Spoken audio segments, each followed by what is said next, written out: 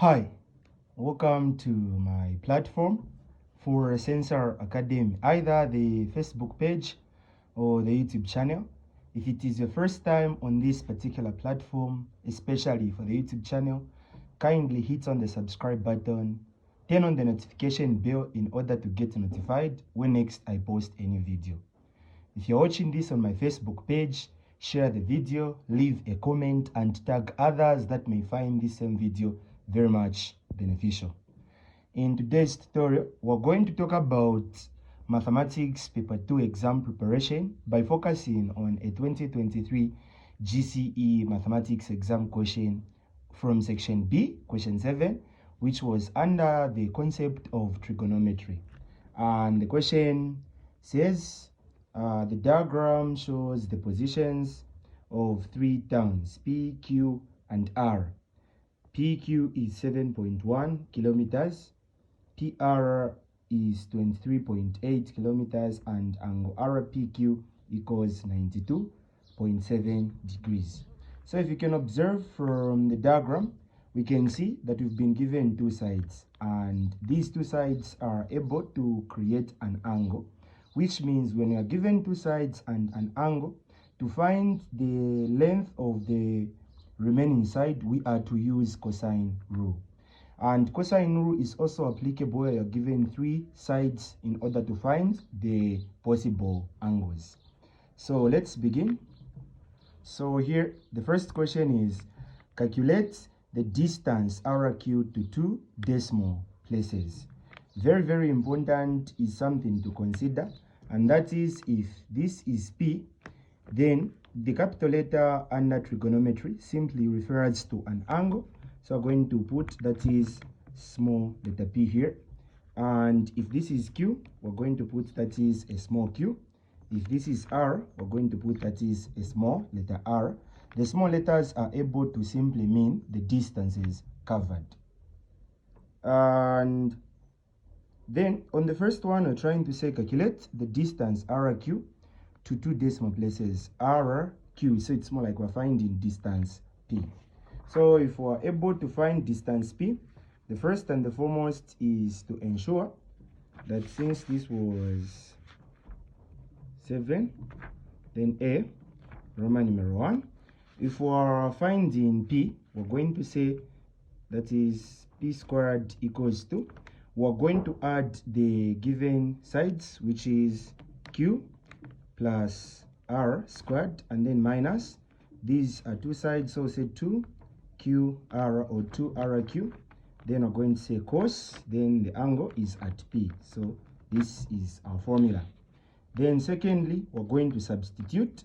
What we're going to say, where there is P, we still substitute P squared equals to, then Q squared is 23.8 squared plus R squared is 7.1 squared minus, then we can put maybe the brackets, or can just say 2, then multiplied by, then we're going to say Q is 23.8 times, then R is 7.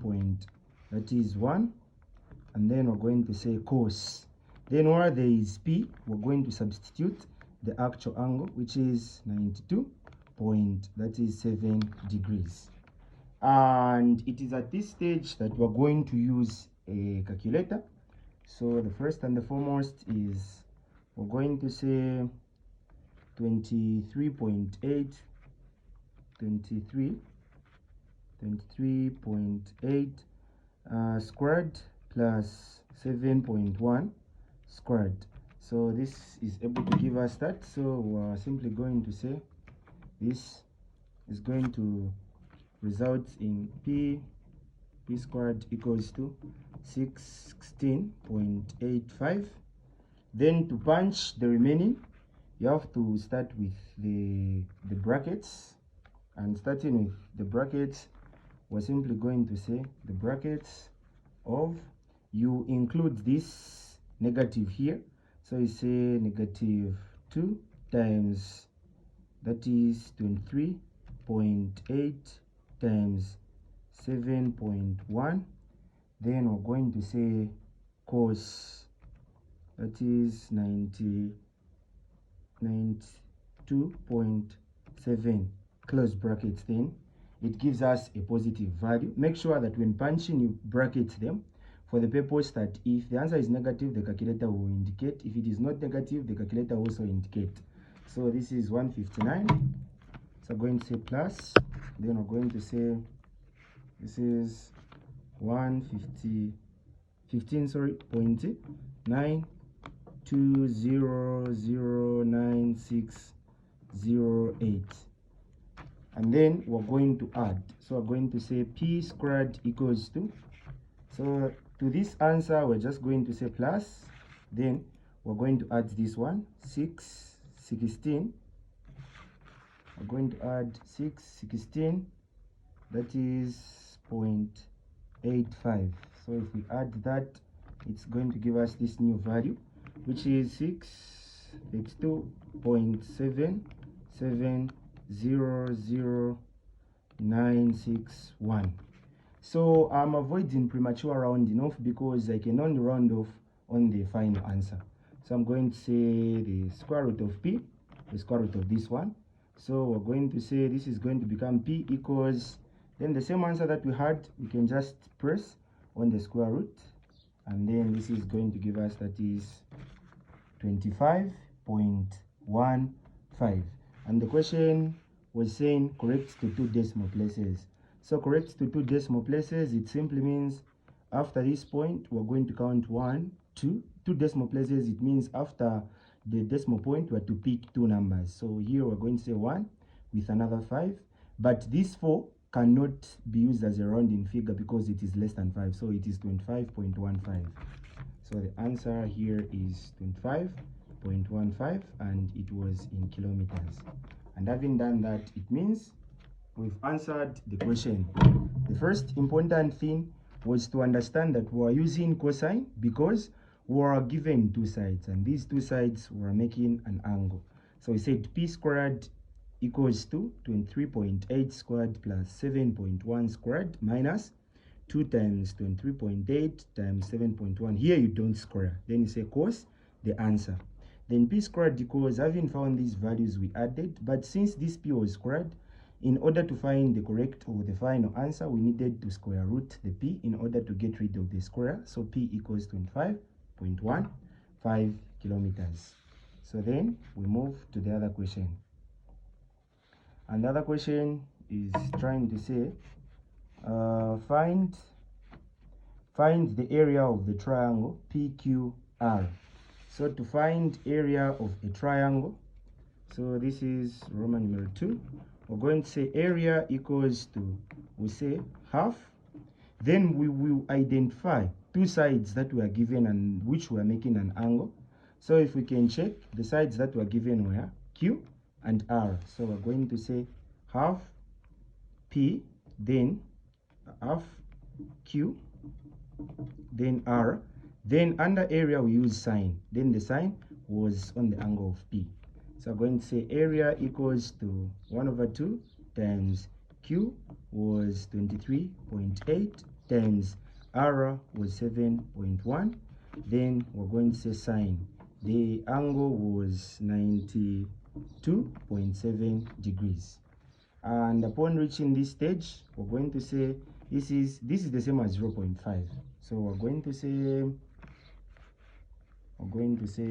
on this one we say 0.5, then times, then we say 23.8 times 7.1, then we're going to say sine 92.7, and the answer is 84.39, then 6, 84.396. Let's check what the question is saying.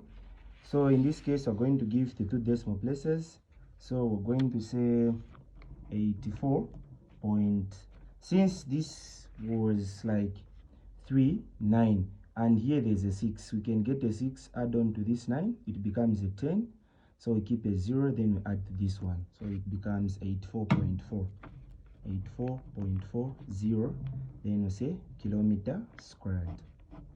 And having done that, it means this is the answer. When finding the area, always this area under trigonometry is the area of a non-right angled triangle. So being given two sides and told to find the area, you say half, which comes from dividing the shape into two parts. Half, then you pick the two sides that were given and meeting at one point where an angle was created. The sides that were given were the sides of Q and R, and these lengths are 23.8 and 7.1. But when finding the area, the trigonometric ratio that is preferred is sine.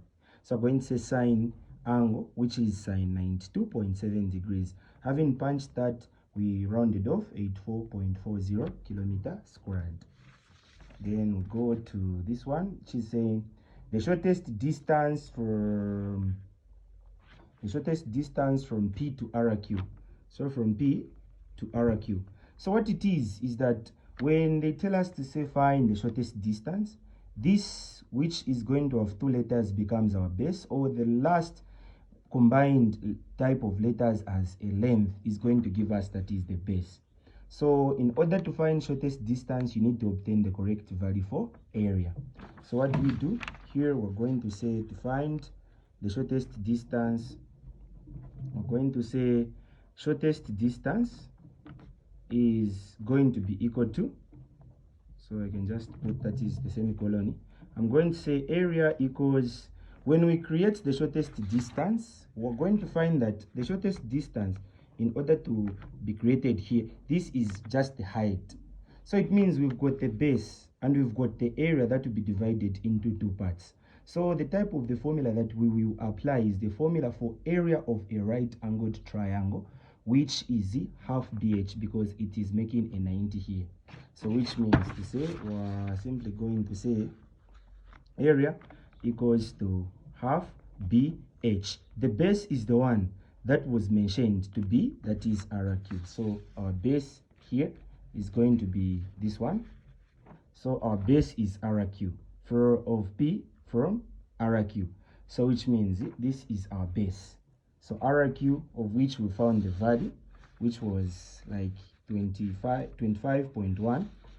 So we're going to say area equals area, we've got the value, which is 84.40 kilometer squared, and then equals to, we're going to say this is going to be equal to 0.5 times the base is 25.15 kilometers, then times the shortest distance now becomes the h. The shortest distance now becomes the h. And then from there, we're going to say this is going to be 0.5 times 25.15. So this is going to give us, that is 12.575. So we're going to say 84.40 kilometers squared equals to 12.575. Then we're going to say kilometers times h. And upon reaching this stage, we can divide by 12.575 kilometers. We can also divide by 12.575 kilometers. This and that cancels, so we're going to say h, which is equal to shortest distance, which is now going to be equal to, so we're going to say 84.40 divided by this answer that we got. So this is 6.7117. So this becomes 6.71. So here we're going to say this is going to become 6.71 kilometers. So this becomes our shortest distance. I will try to repeat. On the shortest distance, we're supposed to understand that to obtain shortest distance, you need to have the area. So you say area equals, for there to be shortest distance, you're coming from one point to another, thereby creating a right angled triangle. So it will be half BH. This base will be mentioned. If they say A to BC, BC becomes the base. If they say C to AB, AB becomes the base, and so on and so forth. So the H will always be your shortest distance, in as much as you have the area. So I substituted the area. The 1 over 2 became 0.5 times, then this is becoming 25.15 kilometers, which is the actual base for, they say, that is RQ, and RQ was found to be the first question, times h, then 84.40 kilometers squared equals to 0.5 multiplied by this became its half, so 12.575 kilometers times h. I divided with the same to remain with h, even that side because there is the equal sign. Then the kilometers here I cancelled and here I cancelled, but remaining with 1 kilometer. So here I'm going to say 6.71 kilometers. So this is what we need to know. So moving on to the next part of the question, which is trying to say, it's saying solve the equation. It is saying solve the equation, and we've got, that is 3 tan theta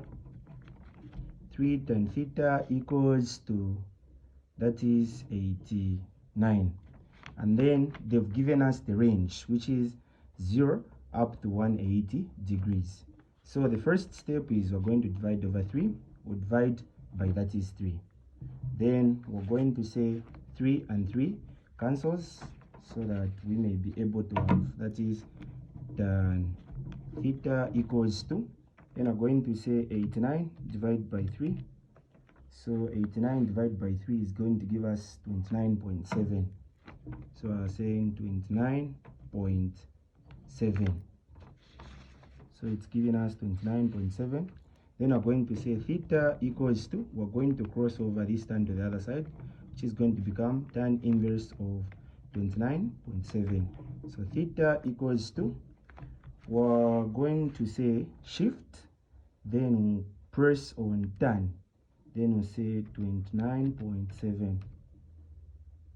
So sorry, so shift, then tan, then 29.7, and this is giving us 88.07 degrees.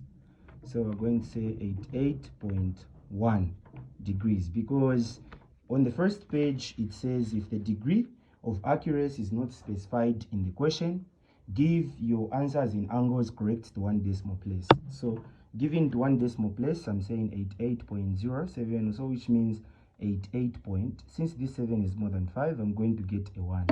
So 88 point, that is 1. And it's also important to check, that is the range. The range says 0 degrees up to, that is 180. So roughly, if we come up with the circle which shows the movement of this, we're going to find that this is the first quadrant. In the first quadrant, all trigonometric ratios are positive. Then in the second quadrant, only sine is positive. In the third quadrant, only tan is positive, and in the fourth quadrant, only cos is positive. So in the first quadrant, the highest angle is 90. In the second quadrant, the highest angle is 180. In the third quadrant, the highest angle is 270. In the third quadrant, the highest angle is 360. Now that our range was up to 180, it means we can only obtain in the first, since what we were dealing with is tan. So this is the final answer. So only this answer, unless if it was that is up to 270. So this is the only answer. Then we go to the last one, which is saying simplify 9x squared minus 1 over 9x plus 3. So this is C, 9x squared plus 1, sorry, 9x squared minus 1 over, then this is 9x plus 3. So to factorize this one, firstly we have to start with the top part.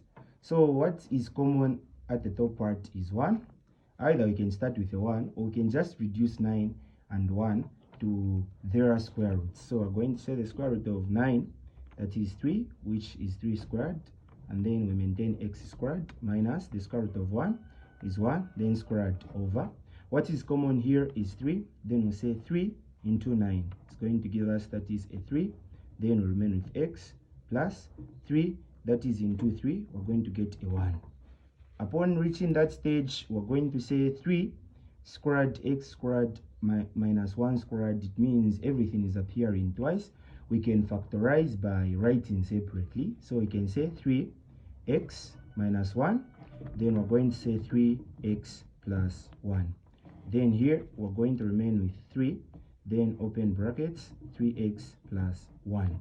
Then we're going to cancel spectator expressions. Spectator expressions are expressions that are likely to be the same on the numerator and the denominator side. So here and there, we're going to cancel. So we're going to remain with 3x minus 1 over, that is 3. And upon reaching this stage, 3 cannot go into 3x minus 1 unless if this was 3 where we would have factorized. And upon reaching that stage, it means we factorized completely and simplified to its lowest term or to its simplest stage. And this is what we'll do for today. I hope you find this video very much beneficial. Tag others that may find this video very much beneficial for an exam preparation. And if you are watching and preparing for an exam, grab a paper to relate the same information, that is to some other past papers, in order to see to it that you do the most. This has been your tutor, Mr. Sensor, from Sensor Academy School of Tuitions. For now, till in the next video, it's a very goodbye.